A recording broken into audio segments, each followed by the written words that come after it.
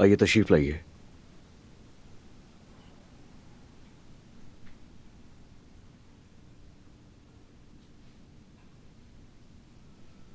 देखिए, अगर आप एडमिशन की तैयारी करेंगी तो बिल्कुल भी वक्त ज़ाया मत कीजिएगा।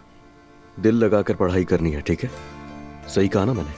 अस्सलाम वालेकुम, मैं आपके सब्जेक्ट रियाजी का टीचर साहिल हूँ। आपको इम्तिहानात की तैयारी करवाऊंगा। खुश आमदीद। मैं आपकी तुर्की जबान की टीचर सहर हूँ। हेलो। और मैं आपकी फिजिक्स की टीचर बुकित हूँ।